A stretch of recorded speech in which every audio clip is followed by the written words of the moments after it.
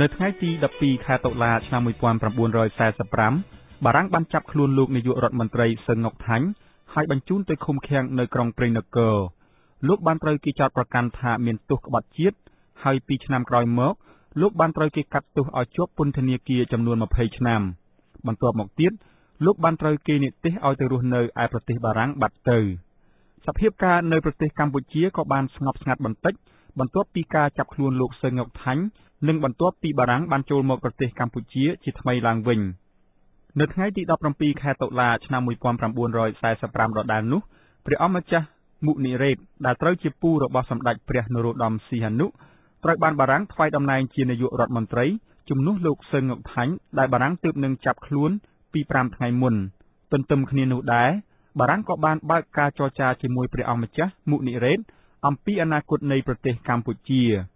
បារាំងមានបំណងស្ដារនៅទំនាក់ទំនងកម្ពុជាបារាំងដែលធ្លាប់មានមុនឆ្នាំ1941ឡើងវិញក៏ប៉ុន្តែទោះជាយ៉ាងណាក៏ដោយស្ថានភាពរបស់បារាំងនាពេលនោះមិនអនុញ្ញាតឲ្យបារាំងជិះសេះលែងដៃនៅតំបន់ឥណ្ឌូចិនដូចមុនបានទៀតទេនៅប្រទេសវៀតណាមឯណោះចលនាតស៊ូប្រឆាំងនឹងបារាំងដែលដឹកនាំដោយលោកហូជីមិញបានកជាកម្លាំងមួយរឹងមាំហើយមានរចនាសម្ព័ន្ធចាត់តាំងល្អបង្គួរទៅហើយចំណែកនៅឯប្រទេសកម្ពុជាវិញចលនាកងទ័ពខ្មែរឥស្សរៈ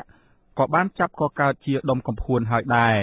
ប្រការនេះបានធ្វើឲ្យបារាំងមានការប្រុងប្រយ័ត្នជាងមុនក្នុងការវិលត្រឡប់មកកម្ពុជាម្ដងទៀតនេះនៅខែមករាឆ្នាំ1946កិច្ចព្រមព្រៀងមួយបានត្រូវចុះហត្ថលេខារវាងនាយករដ្ឋមន្ត្រីនៃប្រទេសកម្ពុជាព្រះអង្គម្ចាស់មុនីរ៉េតនិងអ្នកតំណាងបារាំងក្រោមកិច្ចព្រមព្រៀងថ្មីនេះបារាំងត្រឡប់មកប្រទេសកម្ពុជាវិញមិនមែនក្នុងនាមជាអាណាព្យាបាលលើប្រទេសនេះទៀតទេតែក្នុងនាមជាមេសហព័ន្ធបារាំងមួយហើយកម្ពុជាជារាជាណាចក្រស្វយ័តមួយនៅក្នុងសហព័ន្ធនេះទោះបីជាបារាំងមានសិទ្ធិត្រួតត្រាក្រសួងសំខាន់ៗមួយចំនួនដូចជាក្រសួងការពារជាតិឬក្រសួងការបរទេសជាដើមក៏កិច្ចព្រមព្រៀងមួយនេះបានចែងថាព្រះមហាក្សត្រនៃប្រទេសកម្ពុជាទ្រង់មានអំណាចក្នុងការចាត់ចែងការងារផ្ទៃក្នុងដែរគួរកត់សម្គាល់ផងដែរថាកិច្ចព្រមព្រៀងនេះក៏បានគូសបញ្ជាក់ថាការចរចាលើកិច្ចព្រមព្រៀងនឹងបន្តធ្វើទៅទៀតដើម្បីសម្រួលការងារនេះគណៈកម្មាធិការបារាំងខ្មែរមួយត្រូវបានបង្កើតឡើងដើម្បីធ្វើសេចក្តីព្រៀងរដ្ឋធម្មនុញ្ញនិងដើម្បីស្វែងរកដំណោះស្រាយចំពោះខេត្តភាគខាងលិចរបស់ខ្មែរមួយចំនួនដែលសៀមបានដណ្ដើមយកទៅកាន់កាប់កាលពីឆ្នាំ1941ដោយមានការជួយជ្រោមជ្រែងពីមហាអំណាចជប៉ុននៅខែកក្កដាឆ្នាំ1946ច្បាប់ស្តីអំពីការបោះឆ្នោតត្រូវបានបង្កើតឡើងដែលបានផ្ដល់នូវលទ្ធភាពថ្មីមួយដល់អ្នកនយោបាយដែលទើបលេចមុខនៅប្រទេសកម្ពុជានេះគឺជាលើកទី1ហើយក្នុងប្រវត្តិសាស្ត្រនៃប្រទេសកម្ពុជាដែលប្រជារាស្ត្រខ្មែរបានត្រូវច្បាប់អនុញ្ញាតឲ្យមានសិទ្ធិបង្កើតគណៈបកនយោបាយបានគណៈបកនយោបាយ3បានកើតឡើងភ្លាមដែរក៏ប៉ុន្តែគណៈបកទាំង3នេះសុទ្ធសឹងតែដឹកនាំដោយព្រះញាតិវង្សានុវង្សទាំងអស់គណៈបកទី1មានឈ្មោះថាក្រមប្រជាធិបតេយ្យដឹកនាំដោយព្រះអង្គម្ចាស់ស៊ីសុវត្ថិយុតិវង្សគណៈបកទី2គឺគណៈបកសេរីភាពដឹកនាំដោយព្រះអង្គម្ចាស់នរោត្តម នរោដេតនិងគណៈបកទី3មានឈ្មោះថាអ្នកប្រជាធិបតេយ្យដឹកនាំដោយព្រះអង្គម្ចាស់នរោត្តម មុនតាណាលោកសាស្ត្រាចារ្យ David Chandler បានធ្វើការកត់សម្គាល់ថាព្រះអង្គម្ចាស់ស៊ីសុវត្ថិយុតិវង្សដែលជាព្រះប្រធាននៃក្រមប្រជាធិបតេយ្យទើបបានបញ្ចប់ការសិក្សាជាន់ខ្ពស់ពីប្រទេសបារាំងនិងមានមហាសីជាជនជាតិបារាំងផងដែរព្រះអង្គទ្រង់មានព្រះទ័យចង់នាំយកលទ្ធិប្រជាធិបតេយ្យដែលព្រះអង្គបានស្គាល់នៅប្រទេសបារាំងមកអនុវត្តនៅប្រទេសកម្ពុជានៅក្នុងកម្មវិធីនយោបាយនៃគណៈបករបស់ព្រះអង្គទ្រង់អំពាវនាវឲ្យមានការចរចាដើម្បីស្វែងរកឯករាជ្យភាពដល់ប្រទេសកម្ពុជាឲ្យបានឆាប់រហ័សចំណែកព្រះប្រធាននៃគណៈបកសេរីភាពព្រះអង្គម្ចាស់នរោត្តម នរោដេតវិញគឺជាអ្នកអភិរក្សនិយមព្រះអង្គទ្រង់មានជំនឿថាប្រជារាស្ត្រខ្មែរគួរតែផ្ដល់ការសិក្សាអប់រំដោយសន្សឹមហើយកម្ពុជាត្រូវនៅរក្សាទំនាក់ទំនងជាមួយបារាំងជាបន្តទៅទៀតសិនគណៈបកសេរីភាពដែលដឹកនាំដោយព្រះអង្គម្ចាស់នរោដេតនេះត្រូវគេជឿថាបានទទួលការឧបត្ថម្ភថវិកាដោយស្ងាត់កំបាំងពីបារាំងរីឯគណៈបកអ្នកប្រជាធិបតេយ្យរបស់ព្រះអង្គម្ចាស់នរោត្តម មុនតាណាវិញមិនមានកម្មវិធីនយោបាយច្បាស់លាស់ទេគណៈបកនេះបានបាត់ឈ្មោះបោះសម្លេងទៅវិញ ក្រោយការបង្កើតបានតែមួយរយៈតែប៉ុណ្ណោះ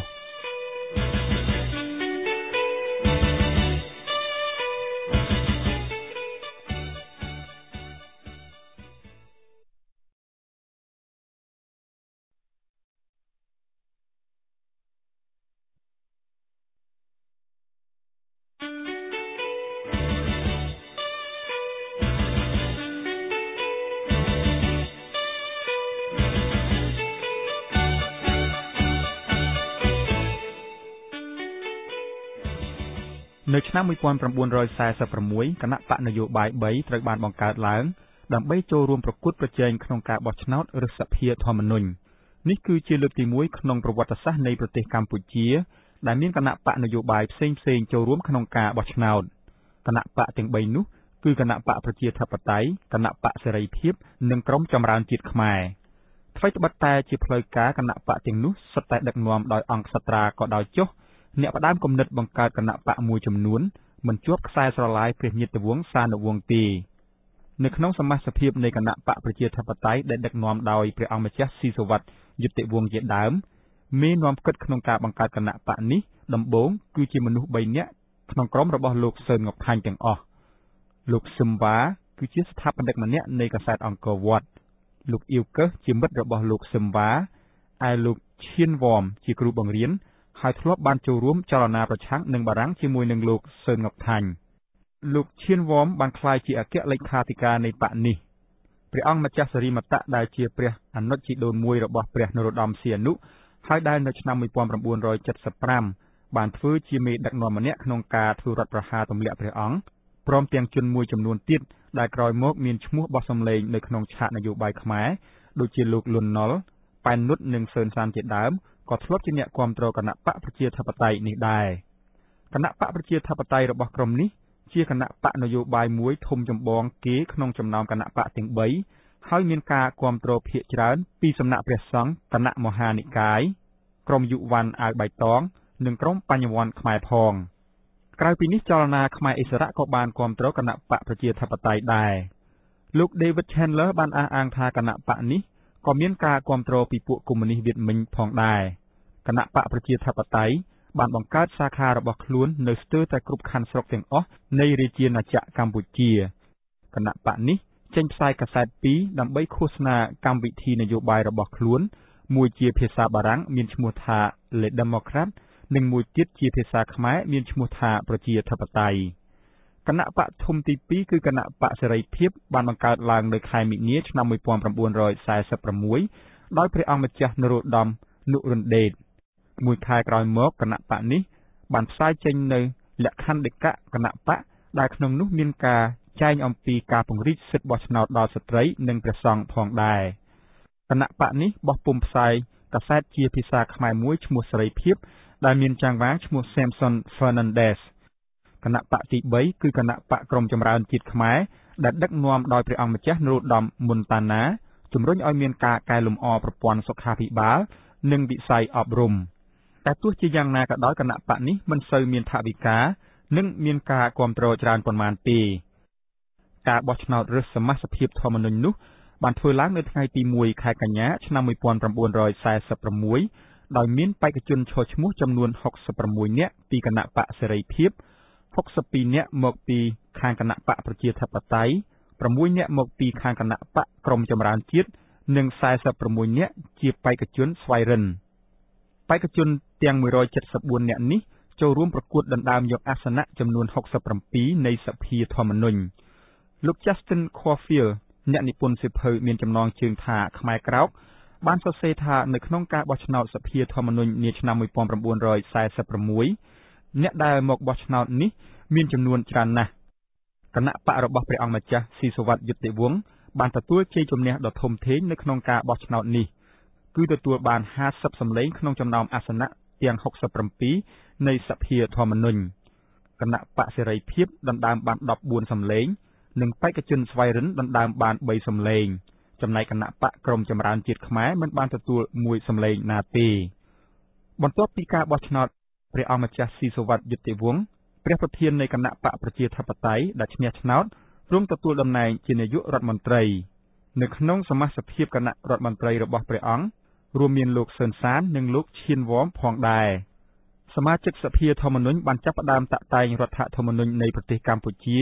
ដោយយកគំរូមួយផ្នែកធំតាមកម្មវិធីនយោបាយរបស់គណៈបកប្រជាធិបតេយ្យ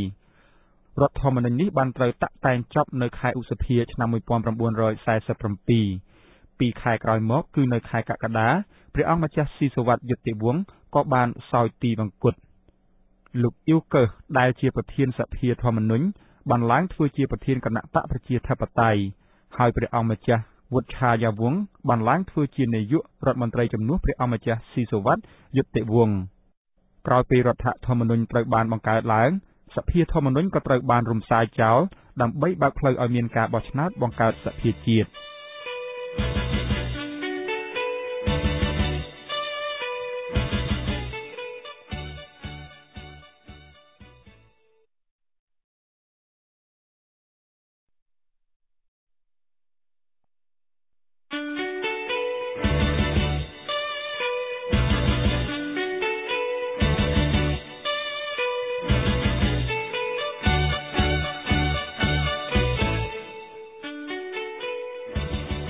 នៅថ្ងៃទី1ខែកញ្ញាឆ្នាំ1946ការបោះឆ្នោតសភាធម្មនុញ្ញខ្មែរលើកទី1បានត្រូវរៀបចំឡើងដែលមានគណៈបកនយោបាយ3ចូលរួមប្រកួតប្រជែង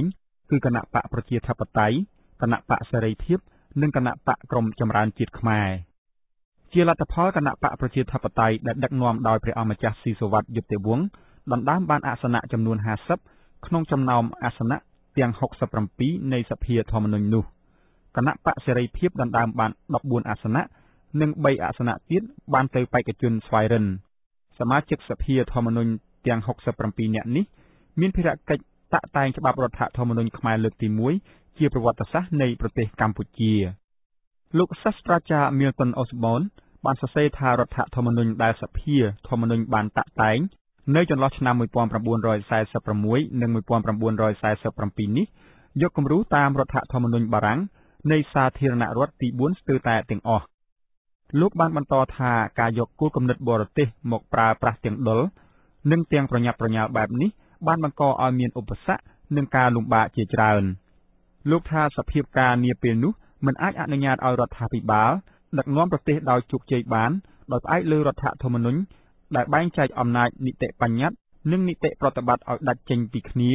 ហើយទុកលទ្ធភាពឲ្យអង្គការនីតិបញ្ញត្តិរំលាយអង្គការនីតិប្រតិបត្តិក្នុងករណីដែលមិនមានការព្រមព្រៀងគ្នាលើគោលនយោបាយបែបនេះបានទេរ